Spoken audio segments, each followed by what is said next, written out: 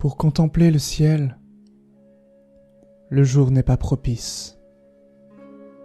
Le soleil est si intense qu'il voile les autres astres. Ce n'est que lorsqu'il se couche que la lune, plus discrète, plus humble, se présente à nos yeux. La nuit donc, la première chose que nous voyons, c'est bien la lune. Et puis, nous voyons d'autres astres, quelques-uns vagabonds que l'on appelle planètes, et d'autres fixes que l'on surnomme étoiles. Certains naissent à l'horizon, et l'on sait alors si le nouveau-né est né sous une bonne ou une mauvaise étoile. Cette naissance, cet astre qui se lève à l'horizon, c'est l'ascendant.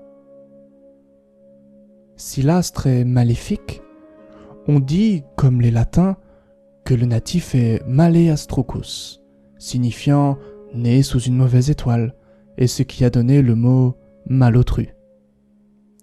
En astrologie indienne et occidentale, les deux facteurs les plus significatifs sont donc la lune et l'ascendant. Ceci est vrai en Occident jusque dans les années 1920, où l'astrologie s'est soudain popularisée, considérant dès lors le soleil comme base du thème. Les Indiens, quant à eux, sont restés fidèles à leur tradition, lune et ascendant restant prioritaires sur les autres astres, soleil y compris. En Occident, un astrologue moderne, avec une bonne intuition, trouve sans mal le signe occupé par le soleil. En Inde, il en va autrement. L'astrologue indien vous dira sans problème où est votre lune. Il ignorera probablement l'emplacement du soleil. L'astrologie indienne a hérité du zodiaque babylonien et grec, si bien qu'elle utilise également le zodiaque de 12 signes. Mais la grande particularité de cette astrologie reste la connaissance de micro-constellations devant lesquelles la lune chemine en 27 jours et 8 heures. Ces constellations sont appelées les demeures lunaires ou nakshatra. Ces astérismes figuraient déjà dans les brahmanas et les samhitas, les textes indiens datant du 10e, 8e siècle avant notre ère. Leur première mention apparaît en réalité dès l'Atharva Veda, en 1500 avant notre ère. Les astrologues contemplaient alors la lune et notaient l'étoile la plus brillante de ces astérismes. Le nom de la demeure lunaire devint le nom de l'étoile la plus brillante. Dans les Védas, les 165 versets astrologiques concernaient le passage du soleil et de la lune dans ces fameuses demeures. En fonction de la constellation occupée, tel événement était favorisé. À supposer que je veuille savoir quand poser la première pierre d'un nouveau temple, j'étudiais l'emplacement des luminaires dans ces nakshatras. L'art purement astrologique de cette époque s'arrêtait là. Il n'y avait aucun thème dressé pour des individus. L'astrologie, comme un petit peu tout durant l'Antiquité, que ce soit en Inde ou même en Occident, était destinée au peuple.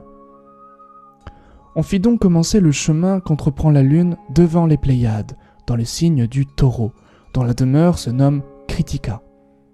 Ce n'est qu'au VIe siècle que l'on fit commencer les nakshatras à 0 degré du bélier, avec la demeure nommée Ashvini. Comme la lune chemine en 27 jours et 8 heures, on distingua 28 nakshatras. Mais l'une d'entre elles, Abhijit, dont l'étoile Vega était la plus brillante, était trop éloignée du zodiaque.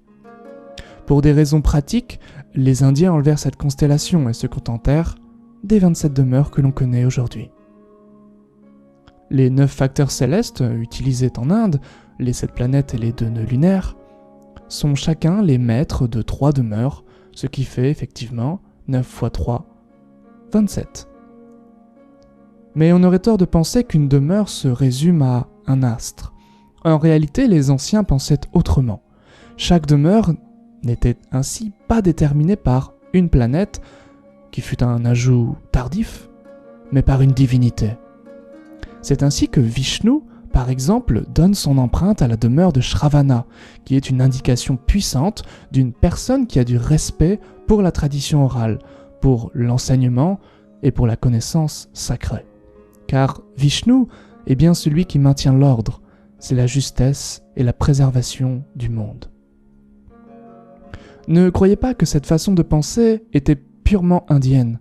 En Occident, des auteurs latins comme Manilius, poète et astrologue, écrivaient au 1er siècle de notre ère que le Cancer était doué pour le commerce.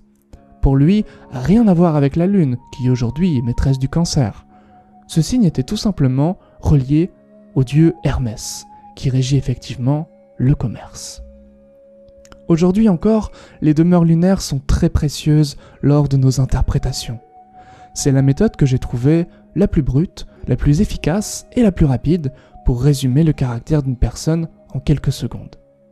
Pour exemple, ma lune est située dans le dernier quart de la 7e demeure lunaire, appelée Purnavasu. La première fois que j'ai lu la description de cette demeure, je me suis senti un petit peu nu et vulnérable. Il était écrit « Personne qui fait du yoga et a un amour profond pour la poésie ». Pour ceux qui me connaissent un peu, vous savez que ce sont 2 piliers fondamentaux dans mon existence, et ce depuis des années. Dans les formations que je proposerai à partir de mars 2021, je vous apprendrai humblement à utiliser les demeures lunaires. Car gardez toujours à l'esprit que l'astrologie, malgré ses millénaires d'existence, est un art devant lequel l'homme n'est qu'un éternel chercheur, toujours en questionnement, humble et à l'écoute du message des astres.